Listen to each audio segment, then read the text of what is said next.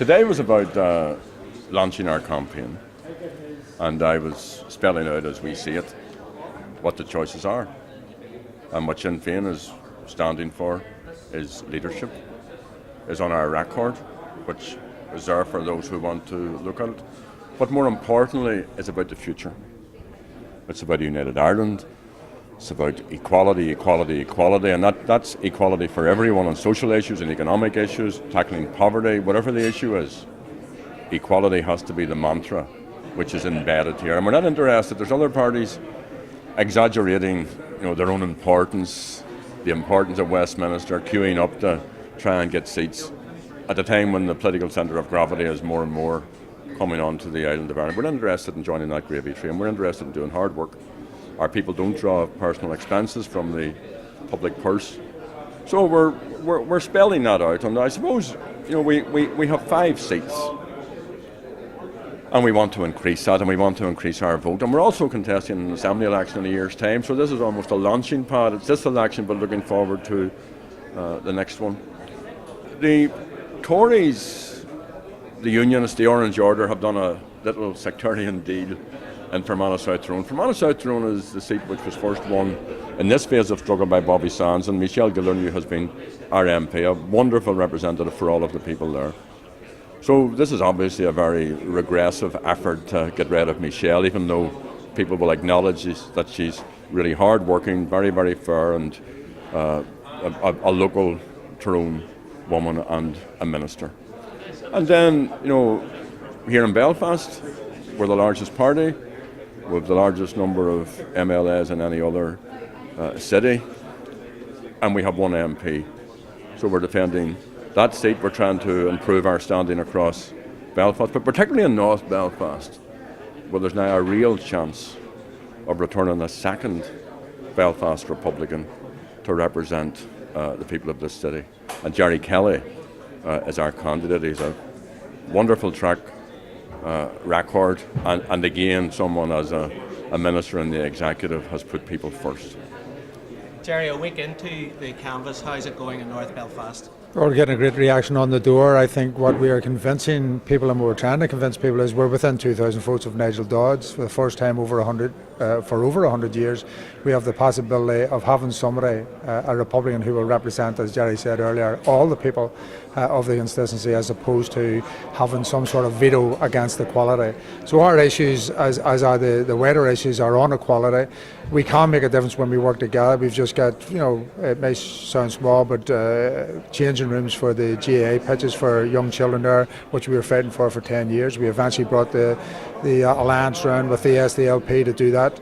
We also have a European economic appraisal in terms of the Giants Sports Village, which involves both Crusaders and the local Newington FC. So when we work together, we can do it. What we have said is, while I'm Republican, I have my Republican views, we will work for everybody in the constituency. At the moment, unfortunately, and you can see this in this talk of unity candidates and all of that, there's a very sectarian attitude by unionists. Michelle, a week later, a week on into the canvass, how's it going in Fermanagh South Tyrone? It is going fantastic, and I think in this election you see the changes happening on the doorsteps very quickly. It's less than a week from the Unionists announced this cobbled together deal between, as Jerry said, the DUP, the UUP, the Orange Order and the Tories, and the mood on the doors swung very quickly on Saturday, where we had great support before. People were very angry at such a backward, regressive, sectarian step that Unionists had taken in a constituency, a historic constituency that has been a nationalist majority for decades, in spite of different boundary reviews and different demographic changes.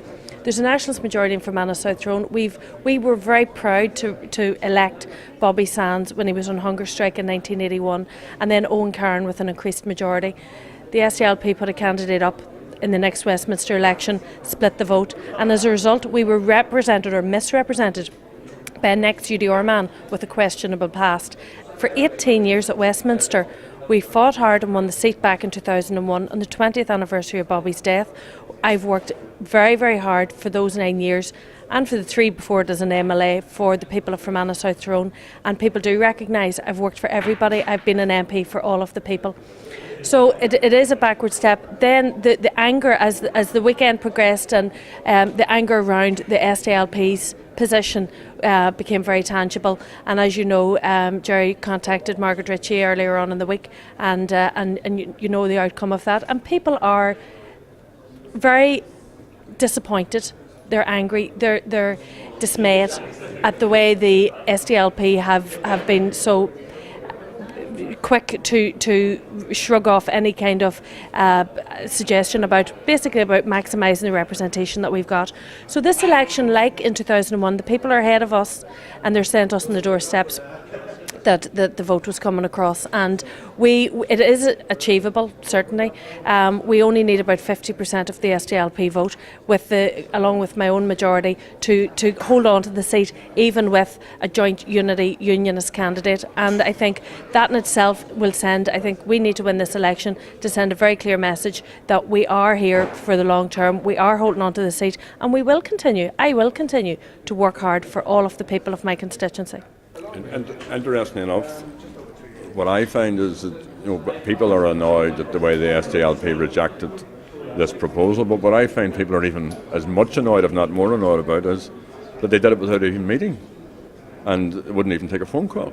And people just find that entirely, is that the style of this new SDLP? And I think it gives you an insight into, all of the SDLP trying to reposition themselves in some way as victims of being excluded and so on. Their exclusion's all been self-exclusion, and here's perfect proof.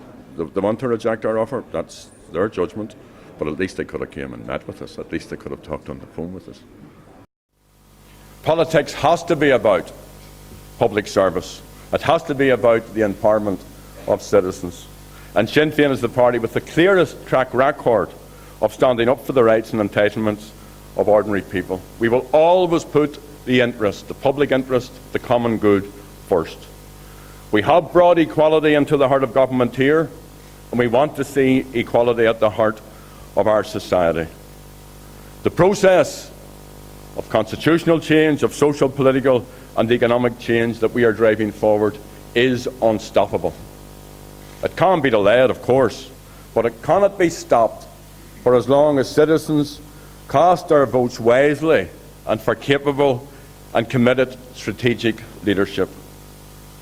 When people vote for Sinn Féin, they know that they're voting for a better future. They know that they're voting for a party which delivers real change, that makes a positive difference in their lives, and which will defend the peace process from all comers. They're voting for a party that's focused on ensuring greater investment in public services, across the whole range of necessary and depleted services, from housing to health to education, infrastructure, and particularly in rural communities. Sinn Féin's mantra is equality, equality, equality, and it's for everyone. And the benefits of this equality agenda are obvious.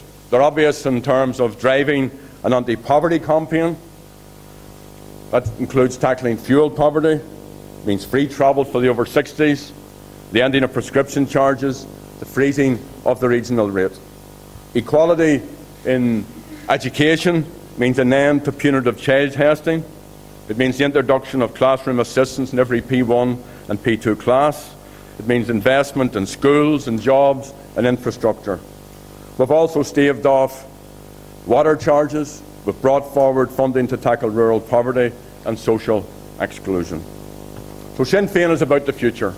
We're very proud of where we come from. I spent months in a prison ship in this loch when I was a young fella. I'm proud of that. Fra McCann was there as well, other people behind us. So we know where we came from, but we're about the future. We're about building a better future. We're about building a future particularly for our young people. So this election will be about leadership, and it will be about the future. And May 6th will give the electorate the opportunity to make a judgment in all of this. So we're asking people to vote for equality, for social justice and for Irish unity, to invest in the future and to vote all Sinn Féin. The Jan differ sa Tehan agus vote all Sinn Féin. Jin Misha, Gwyrmoguf.